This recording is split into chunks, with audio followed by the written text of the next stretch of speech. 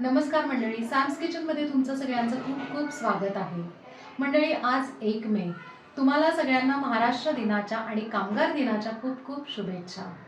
मंडळी, आज जी रेसिपी आपण शेअर करणार आहे ती संपूर्ण महाराष्ट्राची आवडती रेसिपी आहे. स्पेशल नाश्त्याची रेसिपी आहे. ते आहे मस्त असे नाश्ता सेंटरसारखे मस्त मऊ लुसलुशीत गरमागरम वाफाळते असे कांदे पोहे. 3, 2, 1. कांद्या पोह्यासाठी आपले जे रेग्युलर पोहे असतात ना, ते इथे मी आहे ना 2 मुठी घेतलेले आहेत बरोबर. कारण ना प्रत्येक वेळेला ज्यावेळेला तुम्ही पोहे कराल ना, मुठीचा अंदाज घेतला ना की ते परफेक्ट प्रमाणात होतात. आता आपल्याला ना हे 2 मुठी पोहे घेतले ना, ह्याच्यात आहे ना 3 प्लेट पोहे परफेक्ट होतील. आता काय करायचं, मी हे चाळून तर घेतलेले आहेत, आता आपण ते धुवून घेऊया. पोहे आपण स्वच्छ धुवून घेतलेले आणि हे जे पोहे आहेत ना ते चाळणीतच धुवायचे, कुठल्याही पातेल्यात धुवायचे नाही, नाही तर काय होतं, पोह्याचा गोळा होतो. आता त्याला आपण आहे ना अजिबात डिस्टर्ब करायचं नाही, 10 ते 15 मिनटं असेच ठेवायचे. तुम्ही जर यांना लगेच त्याला हात लावायला गेलात तर त्याचा गोळा होईल. 10 मिनटात यांना ते मोकळे होतील. आता हे आपण पोहे बाजूला ठेवूया. पोहे भिजवताना आहे ना मी तुम्हाला सिक्रेट सांगितले कशा पद्धतीने पोहे भिजवायचे. आता इथे आहे ना मी आहे ना 2 मोठे कांदे घेतलेले आहेत. कायम आहे ना कांदा जास्त घ्यायचा ज्या वेळेला आपण आहे ना कांदे पोहे करू ना त्यावेळेला, म्हणजे आपले जे पोहे आहेत ते छानपैकी मऊसूत राहतात शेवटपर्यंत. आता आपण कांदा छान बारीक चिरून घेऊया. भरपूर असा 2 कांदे आपण आहे ना चिरून घेतलेले आहेत. कांदा आता आपण आहे ना एका प्लेटमध्ये काढून घेऊयात. इथे आपण 3 ते 4 मिरच्या घ्यायच्यात. मी काय केलं आहे, 2 तिखट मिरच्या आणि 2 आपल्या साध्या मिरच्या. म्हणजे काय होतं की ना जास्तही तिखट होत नाही आणि जास्तही सपक होत नाही. तर मिरच्या आपण आता छान बारीक चिरून घेऊया. इथे आपण मिरच्या चिरून घेतलेल्या आहेत. फ्रेश असा कढीपत्ता आहे आणि इकडे लिंबाच्या आपण फोडी करून घेऊयात.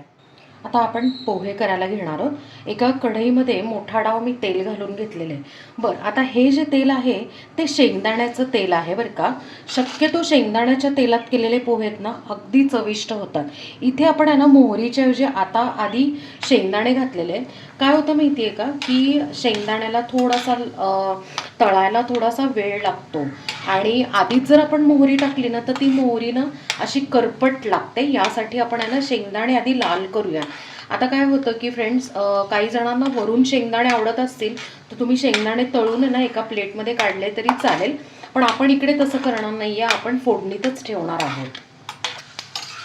शेंगदाणे बघा इतके सुंदर असे लाल तळून झालेले आहेत.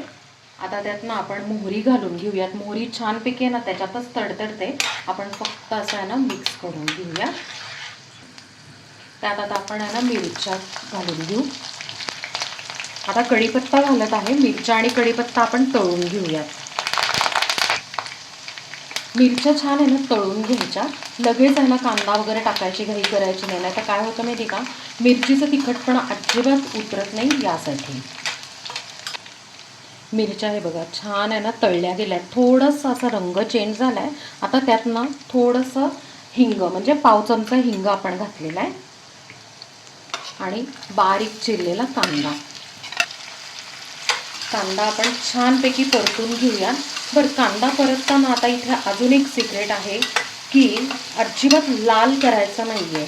ट्रान्सपरंट कांदा आपण करून घ्यायचा आहे, म्हणजे पारदर्शक. म्हणजे काय होतं माहिती आहे का, की तो जो पोह्याला ओलसरपणा टिकतो ना तो यामुळे टिकतो. तर आपण आता कांदा थोडासा ट्रान्सपरंट करून घेऊया. कांदा आहे ना 50 ते 60% छान परतून झालेला आहे. अंदाजे 2 ते 3 मिनटं लागतात आणि छान असा ट्रान्सपरंट झालेला आहे. आता आपण त्याच्यात ना पाव चमचा हळद टाकून घ्यायची.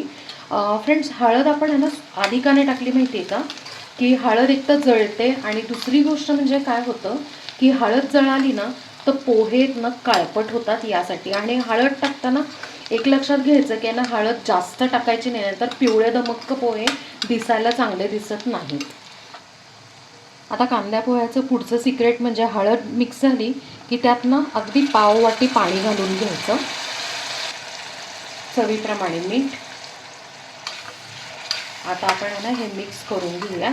पाणी टाकलं ना की अगदी 30 सेकंद हलवायचं. म्हणजे काय होतं की पोहे, अजून एक हे कारण आहे की पोहे आपले शेवटपर्यंत छान मऊसूत राहतात. आता काय करायचं आहे, पोहे घालायचे, पण पोहे डायरेक्ट तसे घालायचे नाहीत. हाताने आपण असे छानपैकी असा हात फिरवायचा, म्हणजे सेपरेट होतात आणि तुटतही नाहीत. आणि तुम्ही बघू शकता की पोहे मऊ आहेत पण मोकळे झालेले आहेत. आता यात ना मोकळे करून घेतलेले पोहे घालूया. आता कांद्या पोह्याचं ना चविष्ट होण्याचं पुढचं सिक्रेट आहे. ह्याच्यात ना 1.5 चमचा साखर आपण घालणार आहोत. येस, साखर थोडीशी जास्त घालायची. आणि का माहिती आहे का, की किंचित गोडसर पोहे आहेत ना अप्रतिम लागतात आणि टेस्ट पण महत्त्वाचं म्हणजे बॅलन्स होते. पोहे आपण छान मिक्स केलेत आणि लो फ्लेमवर आता आपण त्याला मस्तपैकी वाफ काढायची. पण वाफ अगदी 2 मिनटं काढायची, जास्त वेळ ठेवायचं नाही, पोहे कोरडे होतात. 2 मिनटं झाले, आपण चेक करूया. मस्तपैकी आहे ना पोह्याला बघू शकताय तुम्ही, असली मस्त दणदणूत वाफ आली आहे. आता पहिली गोष्ट म्हणजे गॅस बंद करायचा. आपले कांदे पोहे तयार आहेत, आपण आता सर्व करून घेऊयात. आपण आता आहे ना पोहे सर्व करून घेऊयात, मस्त गरमागरम असे.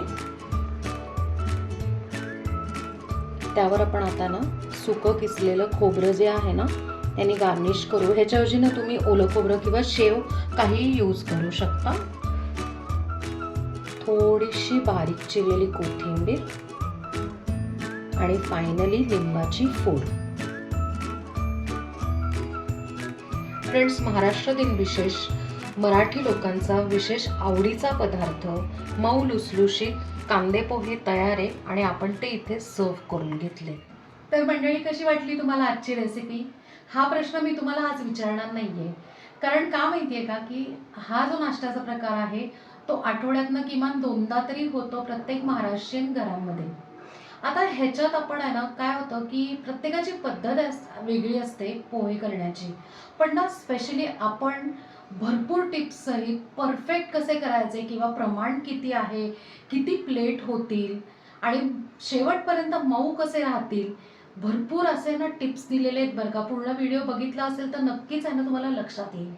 सो नक्की हे पोहे करून बघा आणि मला कमेंटमध्ये सांगा. आपल्या चॅनलला सबस्क्राईब करा, लाईक करा, शेअर करा आणि कमेंट करा. बेल आयकन नक्की प्रेस करा नवीन व्हिडिओच्या नोटिफिकेशनसाठी. थँक्यू.